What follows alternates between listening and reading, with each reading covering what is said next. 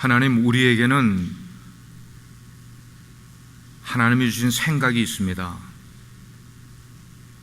그 생각을 세상에 다 파묻고 살아가는 저희들 되지 말고 늘 위를 보고 하늘 속에 하나님의 영광과 은혜와 권능을 생각하며 살아가는 저희들 되게 하옵소서. 신앙 공동체로 우리를 묶어주셨습니다.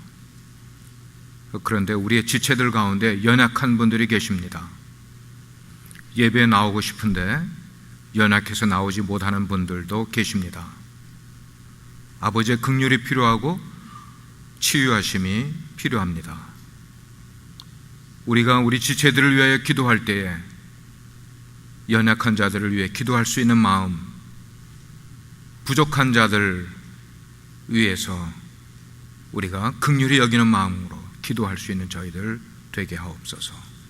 오늘도 주의 성령이 우리의 마음들을 만져주시고 하나님의 성령으로 기름 부으심이 우리 모든 주의 권속들 마음 가운데 함께하여 주옵소서. 예수 그리스도의 이름으로 기도합니다. 아멘. 벌써 시간이 꽤 지났습니다마는 제가 신학교를 다닐 때 신학교를 졸업할 때쯤 되니까 제 마음 가운데 고민이 생겨요.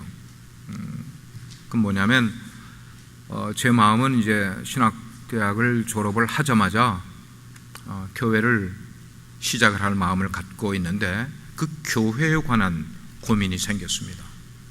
어떤 고민인가 하면 과연 교회는 누구를 위해 존재하는가 하는 것에 대한 질문과 고민이었어요.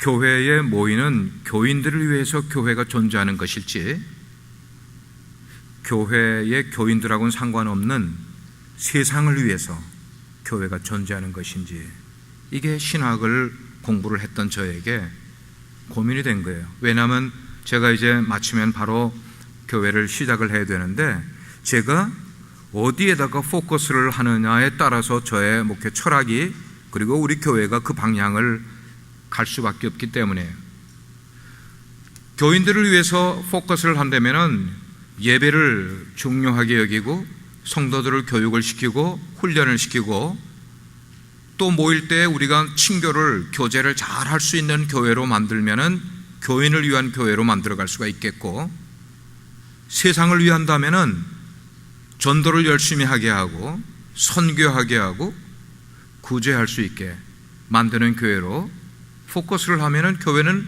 그쪽으로 가게 될 것이기 때문에, 여러분들에게 질문을 하면은 여러분들은 뭐라고 대답하시겠어요? 교회는 누구를 위해 존재하는 것이라고 대답하시겠어요? 만약에 이 질문에 대한 대답을 목회자가 갖고 있지 못하고 답을 신앙생활하는 성도 여러분들이 교회는 누구를 위해 존재하는가에 대한 대답을 갖지 못하고 신앙생활하면은 우리 신앙생활을 쭉 해오는데도 불구하고 초점이 없는 신앙생활을 할 수밖에 없어요. 초점이 없는 거예요. 어쩌면 잘못된 신앙생활을 할 수도 있는 것은 교회가 누구를 위하여 존재하는가를 알지 못한 채로 교회를 계속 다니면은 끝까지 간 것 같은데 결론은 하나님의 뜻에서 맞지 않다는 결론이 나올 수가 있기 때문에요. 이런 고민을 하던 가운데 참 은혜 가운데, 하나님의 은혜 가운데 제가 책을 하나를 손에 얻게 됐어요. 그 책의 제목은 The Church Inside Out 이라는 책이었어요. 수년 후에 번역이 됐는데 책 제목이 번역이 돼서 흩어지는 교회라는 제목이 나왔어요. J.C. 허겐딕이라는 선교 신학자가 교수님이 쓴 책인데 그 책 속에 이런 내용이 제 마음 가운데 문제를 해결해 주는 내용이 됐어요. 이렇게 써 있었어요. 교회는 교회 안에서 교인들만 위하는 것이 아니라 세상에서 사도직을 가지고, 사도직이라는 것은 보냄을 받은 이란 뜻이에요.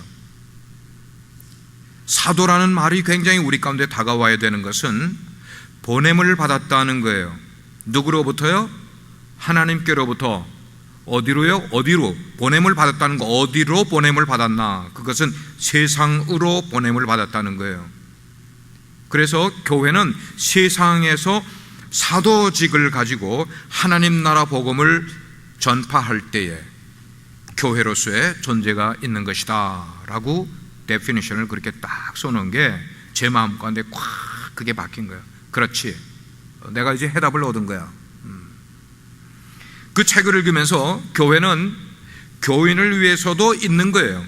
그래서 모여서 예배도 드리고 친교도 하고 교육도 받고 하는데 그렇게 하는 궁극적인 목적이 있는 거야. 예배도 드리는 거예요 지금.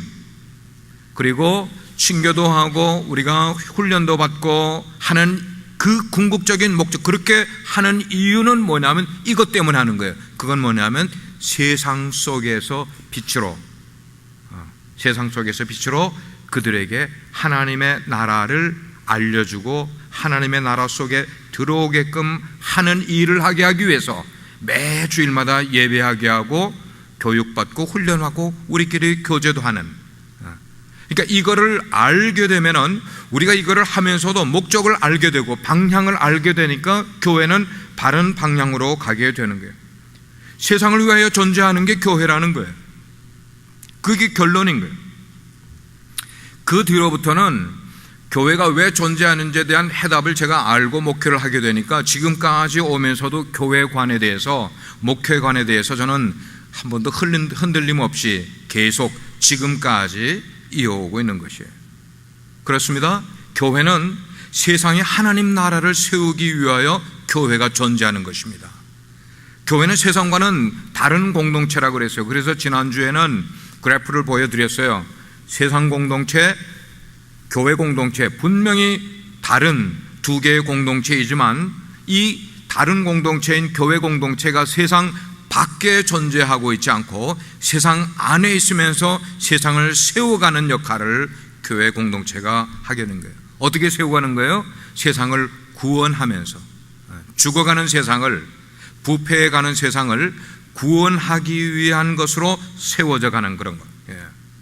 교회만 그런 게 아니라 성도 역시 마찬가지인 거예요. 우리 성도들이 교회에 이렇게 나오고는 있지만 우리 교회만을 위해서 여러분이 존재하는 분들이 아니라 여러분들도 세상 속에 세상을 위하여서 존재하는 것. 더 구체적으로 얘기하면 빛과 소금의 공동체, 저와 여러분들은 우리 교회만을 위해서 신앙생활하는 존재들이 아니라 DFW, 달라스 포트워스, 텍사스, 하나님이 원하시는 곳이면 세상 어디라도 가서 하나님이 우리에게 원하시는 세상 속에서 빛의 삶을 살아가는, 그것이 우리의 역할이고 우리의 임무라는 거예요. 영국의 대주교인 윌리엄 템플, 아주 훌륭한 분이세요. 이분이 말씀하기를 이렇게 이야기를 했어요. 교회는 비회원들을 위해 존재하는, 그 말은 뭐냐면 모든 회원, 멤버십은 누구를 위해 존재하는가 하면 그 조직을 위해 존재해. 그 조직을 위해 존재하는 게 모든 조직이고 멤버들인데, 그분 말씀은 교회는 비회원들을 위해 존재하는 지구상의 유일한 기구이다. 자기들을 위한 게 아니라 세상을 위해서 존재하는 유일한 기구, organization. 그게 바로 교회다. 그렇게 이야기를 하는 거예요. 제가 지금 이렇게 이야기하는 이유는 뭔가 하면 언제나 이렇게 이야기할 때는 그렇지 않는 문제가 있기 때문에 이야기를 하는 거예요. 오늘날 많은 교회들이, 예수를 믿는 많은 사람들 가운데는 좋은 세상을 만들기 위해서 교회가, 세상을 좋은 세상으로 만드는, 그런데 교회가 별로 관심을 쓰지 않고 거기다가 우리의 신앙생활의 에너지들을 거기다가 하지 않는, 관심이 없는 그런 모습이 우리에게 문제일 수 있다는 거예요. 오히려 이 세상이 어둡고 악이 관영하고 그러면서 그런 것을 한탄하기만 하고 있고 우리가 해야 될 일들을 제대로 하지 못하고 있는, 자기가 속해 있는 교회는 훌륭한 교회가 되기를 원하고, 내가 속해 있는 교회는 행복한 교회가 되기를 원하고, 내가 속해 있는 교회는 자라나기를 원하는데 세상 속에서의 역할은 전혀 생각지 않고 신앙생활을 하는 그런 교회, 그런 성도들 아닌 거예요. 아닌 거예요. 예. 여러분, 세상은 점점 더 나빠져 가는데 교회만 좋아질 수가 절대 없어요. 오히려 거꾸로예요. 세상이 나빠지면 당연히 교회도 나빠지게 돼 있어요. 그 말은 오늘 세상이 점점 부패해져 가고 있다, 타락해져 가고 있다. 그런데 교회는 빛이 나고 있다. 천만에요, 천만에. 세상이 나빠지고 부패해지고 썩은 냄새가 나면 날수록 그런 냄새들이 교회 속에도 들어와 교회도 같이 썩어가는 거예요. 교회도 같이 부패해져 가는 거예요. 그 말은 여러분들이 이 문구를 이해하실지 모르겠지만 우리가 좋은 세상을 만들 때에 좋은 교회가 만들어질 수 있다는 말입니다. 예. 세상은 내 몰라라 하고 우리 교회는 좋은 교회, 훌륭한 교회 아무리 노력을 해도 이치가 안 맞는 거예요. 이치가. 예. 이 논리를 주님께서 말씀하신 내용이 너희는 세상의 빛이라, You are the light of the world, 그거예요. 너희는 세상의 빛이라. 그게 바로 그 논리 속에서 나온 거예요. 예. 먼저 빛의 의미를 먼저 한번 생각해 보려고 그래요. 예. 성경 속에 보면은 빛과 어둠이라는 이 대칭되는 것들이 많이 나오는데 빛과 어둠이라는 이 내용들을 강조를 하고 이것을 여러 번 기록한 책이 있어요. 어느 책일까요? 요한복음이에요. 요한복음. 특별히 요한복음 1장에 보면 그 내용이 아주 집중적으로 나와 있어요. 3절에서 5절까지의 내용이 아주 집약적으로, 사도 요한이 거기서 말하고 있는 빛이 누구인지 여러분들 아시죠? 빛이 세상에 왔으되 할 때에 그 빛, 예수 그리스도예요. 예수님을 말씀을 하고 있어요. 그런데 4절로 넘어오면은 그 4절에서 그렇게 말씀하고 있어요. 그분 안에 생명이 있었는데 이 생명이 사람들의 빛이다, 이렇게 이야기를 하고 있어요. 자, 여기 예수님이라는 단어를 썼는데 그 다음에 빛이라고 이야기를 하셨고 그분 속에 뭐가 있다고요? 생명이 있다고 말씀을 하고 있어요. 아, 그렇구나. 예수님이 빛이시고 빛이 곧 그 속에 생명이 있는 것이구나. 그런데 그 다음 절에 5절에 오면은 엉뚱하게 이런 얘기가 나와요. 그 빛이 어둠 가운데 오셨는데 그 어둠이 그 빛을 깨닫지 못하더라 그랬어요. 네. 어둠이, the darkness has not understood it. 뭘 understand 못했어요? 빛을 understand 못했다는 거예요. 깨닫지 못했다는 거예요. 요한이 말하려고 하는 것은 뭐냐면 생명 되신 예수님께서 세상에 빛으로 오신 이유는 뭐냐면 어둠 가운데 있는 사람들, 그 말은 그냥 놔두면 어둠 속에 있다가 그냥 죽어가고 멸망으로 빠져야 될 사람들, 그 사람들에게 빛을 비추는 거야. 빛을 비춤으로 그들 가운데 하나님의 소망이, 하나님의 생명이 그들 가운데 들어가서 그들로 영생을 얻게 하려고 오셨는데 어둠이 그걸 깨닫지 못하더라는 거예요. 이제 설교 이후에 그 어두움과 우리의 관계가 어떻게 나오는지도 설교에 나올 거예요.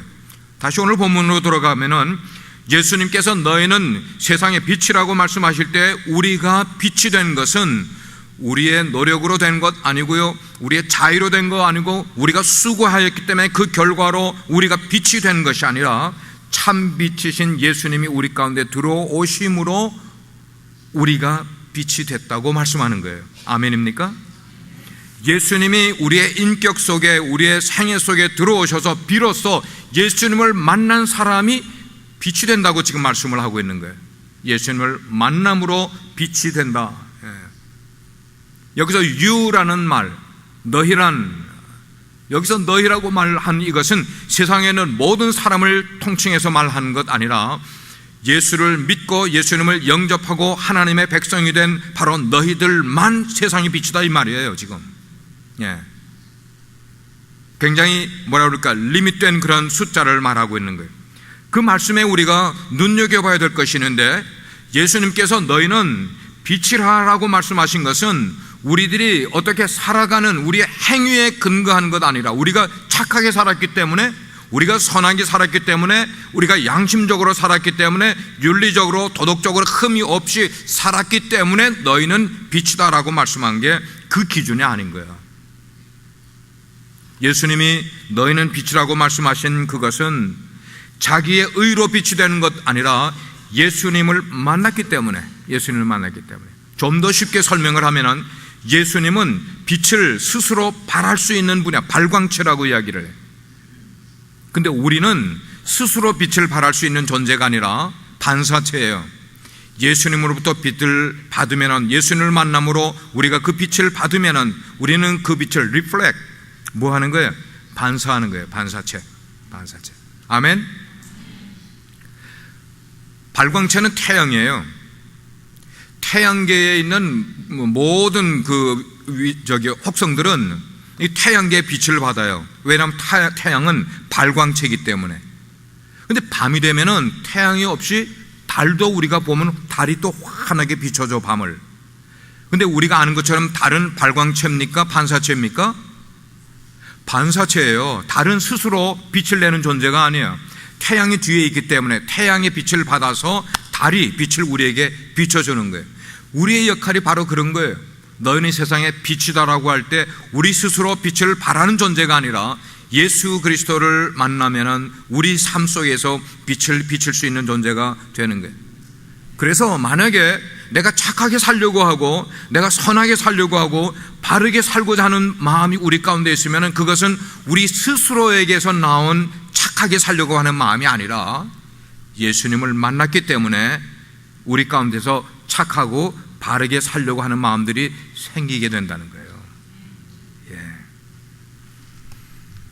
우리 삶이 비친 것과 우리가 빛된 삶을 살아가는 그런 것은 모두 우리 속에 계신 예수 생명, Jesus life, 예수 생명이 우리 가운데 있기 때문에, 여러분 가운데 예수 생명이 들어가신 분은 빛을 발하는 삶을 살게 되는 거예요. 예수 생명이 우리 속에 들어오는 거예요. 아까도 얘기 드렸지만 우리는 원래 어둠 속에 거하던 자들이야. 어둠의 자식이었어요. 빛이 뭔지도 모르고 빛을 싫어하는, 우리가 숲속을 걸어가다가 썩은 나무가 있어서 썩은 나무를 툭 들치면은 그 속에 벌레들이 있는데 벌레들이 가만히 있어요? 아니야. 들치고 빛이 쬐게 되면은 빛이 싫어서 막 숲속으로, 낙엽 속으로 숨어 들어가요. 우리의 존재가 그랬다는 거예요. 예수님을 만나기 전에 우리는 하나님의 진리가 우리 속에 있으면은, 우리 가운데 빛이 비치면은 그게 싫어서 어둠 속으로 숨어 가다니던 우리의 존재들이었어요. 진리가 외쳐지면 그 진리가 내 어두움을, 내 죄악을 비춰주면 그게 싫고 부끄러워서 숨어버리던 우리 존재였어요. 그러나 예수님을 만나면서 예수님의 빛이 우리 가운데 오시게 된 그 이후부터 우리의 죽었던 양심이 살아나기 시작을 하고 윤리적인 도덕적인 모습들이 살아나기 시작을 하면서 우리 안에 예수 생명이 역사하는 삶을 그때부터 살아가게 되는 것이에요. 여기서 우리가 물어야 될 것은, 내가 주님을 만나서 새로워졌는가 하는 질문. 지난주에 제가 너희는 세상의 소금이니 설교를 하면서 그랬어요.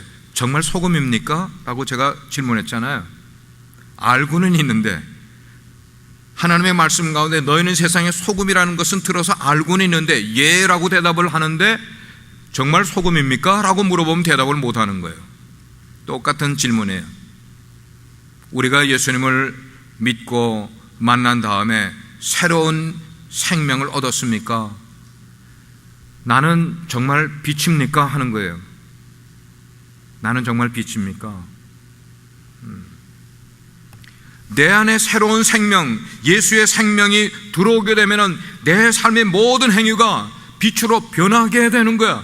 내 생각도 변하게 되고 내 말도 변하게 되고 내 눈빛도 변하게 되고, 이전에는 관심을 갖지 않았던 사람에게 관심을 기울이면서 그의 연약한 모습이 무엇인지를, 내가 도울 수 있는 게 무엇인지를, 내가 할 수 있는 게 무엇인지를 스스로 찾아 하게 시작되는 모습은 뭐냐면, 예수 생명이, 새로운 생명이 내 속에 들어옴으로 나의 죽어가던 그런 것들을 일깨워서 그런 것들을 만들어가는. 오늘 말씀 가운데 우리가 생각해 보아야 될 것은, 산 위의 동네가 숨기지 못할 것이라, 산 위의 동네가 숨기지 못할 것이라. 이스라엘을 이해를 해야 돼요. 이스라엘은 굉장히 이 산들이 많은 그런 지역이에요. 뭐 조금 위로 이제 사마리아 땅으로 올라가면 평지도 있긴 하지만 산악지대가 많이 있어요. 예루살렘 주변에는. 그리고 동네들은 밑에보다는 산 위에 이렇게 많이 있어요. 산 위에. 예루살렘도 높은 언덕 꼭대기에다가 성읍이 돼서 아주 천연적인 요새와 같은 지역에 예루살렘 성이 만들어져 있어요. 그리고 그 성들은 거기에 이제 라임스톤, 석회암이 굉장히 많이 있어서 모든 성벽이나 집들이나 이거를 라임스톤으로 만들었어요. 라임스톤은 우리 텍사스 색깔을 여러분들 보면은 옅은 주황색 색깔 있잖아요. 그래서 뭐 다리를 만들든지 뭐 이렇게 만들면 텍사스 색깔은 그런 것들을 많이 쓰잖아요. 자연 색깔을. 그 예루살렘 가면은 온통 그 색이에요. 온통 라임스톤 색깔. 근데 놀란 것은 이게 이 라임스톤 돌로 된 집들이, 성곽들이 밤이 돼서 달빛이 비치면은 이게 환하게 광채를 내는 것 같은 색깔을 뿜어내는 거예요.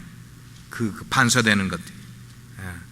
그러니까 동네들이 언덕 위에 있게 되면은 당연히 먼 곳에서부터 저기는 언덕 위에 동네가 있구나, 마을이 있구나, 성이 있구나 하는 것을 이 지형 자체가 알려주고 있는 그런 것이에요. 예수님이 그걸 잘 이용을 해서 지금 말씀하시는 거예요. 어떤 동네라도 산 위에 있는 동네는 숨겨질 수가 없다는 거예요. 다 드러나게 되어 있다는 거예요. 그것처럼 우리 그리스도인 제자된 삶은 마치 세상 속에서 절대로 감출 수 없는 삶이고 드러내어질 수밖에 없는 거고 가리워질 수 없는 삶이 우리 그리스도인들의 삶이라는 겁니다. 계속해서 15절 말씀에는 빛의 목적에 대해서 말씀하시길 그랬어요. 사람이 등불을 켜면은 그 등불을 등잔 위에다 두지 왜 말 아래다가 놓겠느냐 그 말이에요. 여기에 말은 horse가 아니에요. 여러분들 요즘 젊은이들, 어린 사람들은 뭐 쌀푸대에다가 다 이렇게 쌀을 먹으니까 모르겠는데 옛날에는 대박이라는 게 있었어. 대박. 그래서 쌀 사오라 그러면 가서 가난하니까 한 대박, 두 대박 사오고 좀 돈이 많은 사람은 말로 10대면은 한 말이야. 말. 그때 쓰는 단어가 말이라는 단어예요. 그러니까 이거는 곡식을 이렇게 계량하는, 곡식을 측량하는 어떤 큰 그릇이 말이에요. 근데 등불 킨 사람이 왜 그 큰 통 속에다가 불을 넣겠냐 이거예요. 등불을 킨 사람은 당연히 온 방안이 잘 비출 수 있는 등잔 위에나 벽이나 높은 데다가 불빛을 놔야 온 방을 다 비춰줄 수 있지 않겠냐는 그 말씀이에요. 맞습니까? 여러분들이 등불을 킨다면은 등불을 어떤 박스 속에가 넣을 사람이 세상에 어디 있겠냐는 거예요. 그럴 사람은 없다는 거죠. 그 말은 뭐냐면 빛이 만약에 숨어 있는다면은 더 이상 빛이다 아니다? 빛이다 아니다? 아니다 하는 거예요. 숨어 있으면은. 빛을 켜서 교회도 숨어 있으면 교회가 아니고 우리 신앙인도 숨어 있는 존재는 그거는 신앙인이 아니다. 지금 그 말씀인 거예요. 빛은 그냥 빛이어야 되는 거야. 비추는 그런 역할. 예수님께서 지금 제자들에게 이 말씀을 하시는 이유는 장차 이 제자들로 인하여 교회가 세워지면은 교회는 이래야 된다 하는 것을 말씀하는 거예요. 어떻게 해야 된다? 등경 위에다가 놓여져서 모든 사람들이 그 불빛을 볼 수 있는 그런 위치가 교회의 위치라는 거예요. 만약에 교회가 사람들이 전혀 모르게 그냥 쉬쉬쉬쉬 하면서 자기들끼리 쑥덕쑥덕 하면서 모여가지고 자기들끼리 이러쿵저러쿵, 이거는 교회가 아니라는 겁니다. 교회라면은 모든 사람들이 다 볼 수 있고 모든 사람들이 다 알 수가 있고 어느 지역에 교회가 생기면은 그 지역의 모든 사람들이 다 저절로 드러날 수밖에 없고 알려질 수밖에 없는 그런 것이 빛으로 세워졌다는 그런 말씀이에요. 지역적인 것만 말하는 게 아닙니다. 역사가 흘러가면은 그 역사의 한복판에서 그 역사의 잘못된 것을 비춰주면서 역사를 개정할 줄 알고 사회를 변화시킬 줄 아는 역할을 하는, 그게 역사 속에서의 교회의 모습이라는 거예요. 빛이 없으면 세상이 어두워지는 것처럼, 만약에 역사 속에 교회가 존재하지 않으면 그 역사는 진짜 어둡고 캄캄한 역사가 될 수밖에 없는 그런 일, 이게 바로 성경이 말씀하고 있는, 이 세상이 어둠 속에서 아주 멸망의 길로 빠질 때에도 교회가 존재한다면 그 교회가 어둠을 밝혀준다는 겁니다. 잘못과 잘못을 이렇게 서로 이렇게 분별해 줌으로 세상이 바르게 갈 수 있게끔 만들어주는 역할 뿐만 아니고, 하나님의 백성에게 하나님의 소망을 가르쳐주고 구원의 일들, 그래서 하나님 나라로 인도해가는 일들을 하는 것이 이게 교회의 역할이라는 거예요. 그렇습니다. 교회 속에는, 교회가 있는 곳에는 진리가 있습니다. 믿으시면 아멘 하십시오. 교회 속에는 우리 인생의 목적이 있어요. 우리 인생에 의미가 있는 것입니다. 교회 속에 하나님의 구원이 있어요. 영원한 생명이 그 속에 있단 말이에요. 교회 속에 죄사함이 있는 거예요. 하나님의 역사가 있는 곳이에요. 이런 것이 교회라는 것을 우리가 알게 되는. 그래서 우리가 인생을 그냥 사는 게 아니라 숨겨져 있는 상태로 인생을 살아가는 것 아니라 세상에 자꾸만 드러나면서 빛을 그들에게 볼 수 있는, 밝은 곳에 우뚝 세워져 있는 그런 개인적인 삶을 살고, 교회가 그런 모습으로 이 세상 속에 존재하는 그런 모습. 그런데 또 두 번째 제가 말씀드린 것은, 오늘날 교회가 이런 빛의 역할을 잘 감당하고 있는가 하는 퀘스천인 거예요. 정말 잘 감당하고 있는가? 감당하지 못하고 있으니까 무언가 세상이 점점 어떻게 되어가고 있다고요? 어두워져 가고 있고, 부패되어 가고 있고, 그냥 부패는 부패대로 계속 가고 있고, 정치인들은 이런 거를 아주 교묘하게 이용을 하고 있고, 교회가 진리의 말씀을 바로 외쳐야 되는데 그거를 바르게 외치지 못하니까 하나님 나라를 바르게 그들에게 보여주지 못하고 있는 거예요. 다시 캄캄하고 어둠 속으로 세계가 흘러가는 그런 모습. 진리를 모르는 사람들이 점점 더 많아지고 있습니다. 세상은 하나님 모르는 사람들이 점점 더 많아지고 있어요. 하나님의 심판을 그들에게 이야기하면 그런 거를 듣기 싫어하고, 우리는 그런 거 심판 몰라도 우리 마음대로 잘 살아갈 수 있다고 큰소리 치는 사람들이 점점 많아져 가고 있는 세상으로 변화되고 있는데, 교회는 뭐 하고 있냐는 거예요. 이번에 한 주간 전만 해도 일본에서, 필리핀에서, 에콰도르에서, 그 이외의 여러 곳에서 지진이 동시다발적으로 아주 큰 지진들이 일어났어요. 수백 명, 수십 명들이 지진으로 많이 죽어갔어요. 여러 곳에서. 여기에 대해서 우리가 구체적으로 지금 표현할 시간은 없지만, 무언가 우리는 사인을 알아야 되고 하나님의 경고를 우리의 삶 가운데 받아들여야 되는 거예요. 받아들여야 돼. 앞으로는 기후 문제가 하나님의 종말에 얼마나 크게 영향을 줄지도 우리가 관심을 가지고 자꾸만 봐야 되는 거예요. 저는 그렇게 생각해요. 지금도 하나님이 엄청 참아주시기 때문에, 하나님이 엄청 기다려 주시기 때문에, 그래도 우리가 이 정도 살아가고 있다는 것을 우리가 알아야 된단 말이에요. 그러면 세상이 왜 이렇게 악해져 가고 있고, 왜 이렇게 변하고 그리고 어두워져 있을까?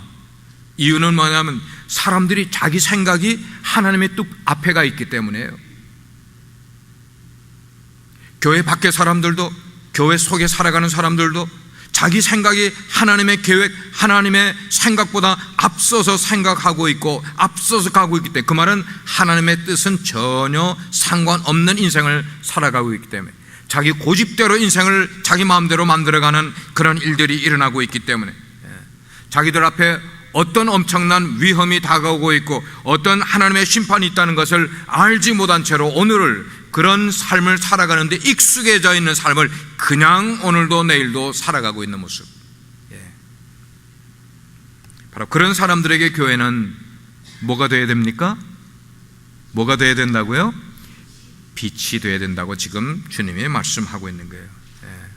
우리가 하나님의 말씀을 따라 살아가는 모습을 그 세상 사람들에게 자꾸만 뭐 하는 거야? 그들이 볼 수 있게 살아가는 거예요. 그들이 느낄 수 있고 깨달을 수 있게 우리가 하나님 말씀을 따라 살아가고 순종하는 삶을 살아가고 내 속에 계신 예수 그리스도 그분의 십자가를 우리가 생각을 할 때 다 하는 거예요.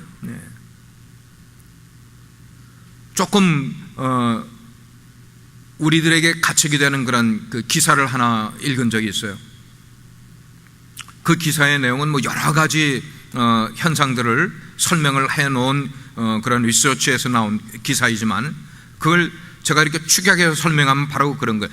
미국 사람들이 미국에 살고 있는 우리 한인 크리스찬들, 한국 신자들을 향하여서 가지고 있는 생각, 이렇게 표현을 했는데 그랬어요.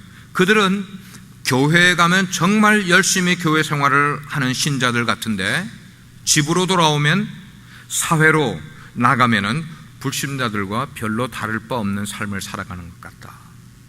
이게 미국 사람들이 우리 한국 신앙인들을 향해서 생각하고 있는 그런 모습이었어요. 저는 변명 같지만 이런 것을 한번 생각을 해봐요. 우리 한국 사람들은 자기 속내를 잘 드러내지 않아. 그죠? 자기에게 좋은 일이 있어도 사람들에게 별로 좋다는 그 속내를 잘 드러내지 않아요. 자기에게 슬픈 일이 생겼음에도 불구하고 그 슬픈 일도 사람들에게 잘 드러내지 않아. 그것만에 뭐 여러 가지 많이 있어. 사랑을 하는데도 불구하고 사랑한다는 그 말 한마디를 잘 못하는 사람이 우리 한국 사람들인 것 같아. 그것처럼 우리가 신앙생활을 하는데도 아마 그런 것을 잘 표현하지 못하고 신앙생활을 하고 있지 않는가. 그래서 세상 사람들이 볼 때 신앙인과 비신앙인들의 구분이 잘 되지 않는 모습이 우리 가운데 있잖아요. 저는 이제 변명처럼 여러분께 말씀드리는 거예요. 그렇습니까? 그런 것도 좀 있지만 다 그런 것 때문은 아닌 것 같아요. 우리가 빛된 삶을 사람들에게 잘 드러내지 못하는 것 같아요. 그래서 한번 저를 따라 크게 한번 두 번 하지 않게 한번 크게 한번 소리내서 저를 따라 복창해 주시길 바랍니다. 표현하며 살자. 그래. 한 번 더 표현하며 삽시다. 부부간에 사랑을 좀 표현하면서 살아보시고요. 여러분 자녀들에게 사랑하는 거 자꾸만 표현해 주시고요. 입술로만 아니고 좀 허그도 해 주시고요. 뽀뽀도 해 주시고 표현하면서 좀 살아요. 신앙생활 하면서도 좋은 것들을 자꾸만 표현하면서 우리가 우리의 신앙을 나타내고 표현하면서 산다는 게 어떤 건가? 가정에서도 좀 기도할 줄 알고 가정에서도 말씀 볼 줄 알고 가정에서도 기쁨을 표현하면서 좀 살아갈 수 있고 내 직장과 일터 가운데서도 하나님의 백성다운 모습, 천국 사람다운 그런 삶을 그들에게 나타내 보여주는 그런 삶을 살아가는 게 얼마나 중요한가요? 나는 하나님의 백성으로서 말씀을 이렇게 순종하며 이렇게 지키고 살아가는 것을 내 삶을 통하여 자꾸만 보내주는 그런 모습. 그래서 집에서든지 직장에서든지 어디서든 학교에서든지 내가 믿는다는 것과 살아가는다는 것이 뭐가 돼야 됩니까? 일치될 수 있는 그런 모습. 믿고 있는 것과 살아가는 것이 일치가 될 수 있는. 그리고 또 세상 사람들을 정말 내가 진심으로 사랑해주는 그런 모습. 이걸 이렇게 자꾸만 익스프레스 하는 거예요. 그런데 저도 그렇고 여러분도 그렇고 우리가 세상을 살면서 빛으로 살아가는 것이 내 힘과 내 의지로 잘 안 되는 것 같아. 우리 아론 집사님 빼고. 아론 집사님 잘하실 것 같아요. 우리 의지로 이게 잘 안 되는 것 같아. 잘 안 될 수밖에요. 우리 스스로는 안 돼요. 하나님의 말씀이 우리 가운데 살아있고요, 우리가 하나님께 아뢰는 기도가 우리 가운데 살아있게 될 때에 그 말씀과 기도가 우리로 하여금 자꾸만 우리 속에 계신 예수 생명을 일으키게 만들어 주어서 그 예수 생명이 약동을 하게 되고 움직이게 되면은 나도 모르게 그런 일들이 일어나게 되는 거야. 생겨나게 되는 거예요. 말씀에 순종하고 세상을 비추는 힘을 얻는 그런 삶을 우리 가운데서 살아갈 수 있게 되는 거예요. 그러면 우리가 사는 세상이 아무리 혼돈스러워도요, 아무리 부패되고 냄새나는 곳이라 할지라도 예수 생명을 우리가 드러내는데 용기 있게 살아갈 수 있는 존재가 되는 거예요. 아멘입니까? 예, 그런 삶을 살아가는 거예요. 하나님이 우리에게 원하시는 삶은 우리가 세상 쫓아가면서 세상 그 뒷공문이 쫓아다니는 삶을 살아가는 것 하나님이 원하시지 않고, 하나님은 우리가 세상을 이끌어가면서 살아가기를 원하십니다. 근데 이게 말처럼 쉽지가 않죠. 근데 여러분, 이제부터라도 세상 사람들과 좀 다른 삶, 좀 차원이 있는 그런 삶을 살도록 노력해 보십시다. 노력하면 되는 거예요. 노력하면. 여러분, 다르게 산다는 게, 세상 사람과 우리 하나님의 백성이 다르게 산다는 게 뭔가, 우리가 유명한 사람이 되어서 세상 사람들 앞에 막 이렇게 유명해서 사람들이 우러러보는 이것이 다르게 사는 삶인가? 우리가 돈을 많이 벌어서 부유한 사람이 되어서 사람들에게 막 우리가 퍼줄 수 있고 도와줄 수 있는 이런 것이 그들과 다른 삶을 살아가는 것인가? 그래서 우리가 부유하게 되기 위해서 기도하는가? 지금 다른 삶은 그걸 말하는 게 아니에요. 그런 것보다는 하나님의 뜻을 따라서 하나님의 말씀이 우리를 이끌어가는 삶,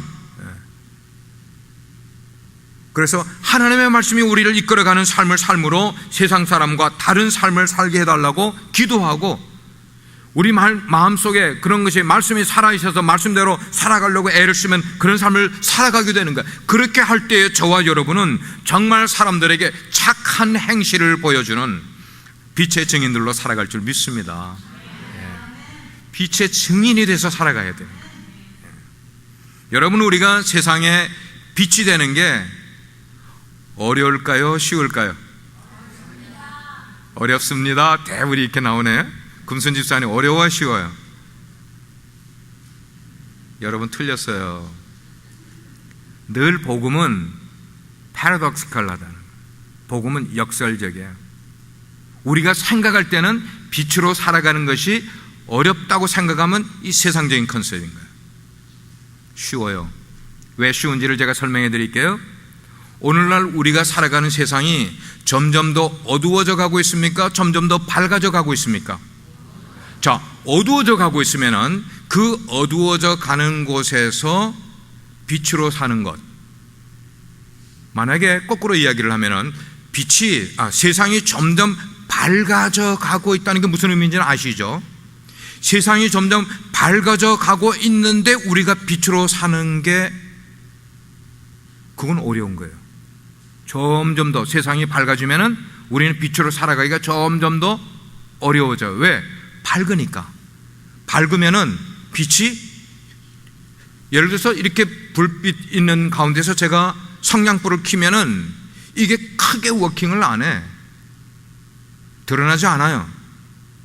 제가 그렇게 해볼까 시도를 하다가 어린애 같아서 그 시도는 안 했는데, 불 한번 꺼보시라고. 만약에 여기 불을 싹 소등을 다 해버리고 제가 여기서 성냥불을 탁 켜면 이 불이 드러납니까? 안 드러납니까? 그게 무슨 말을 의미하는 거예요? 어두우면 어두울수록 빛을 드러내기가 쉬워진다, 어려워진다?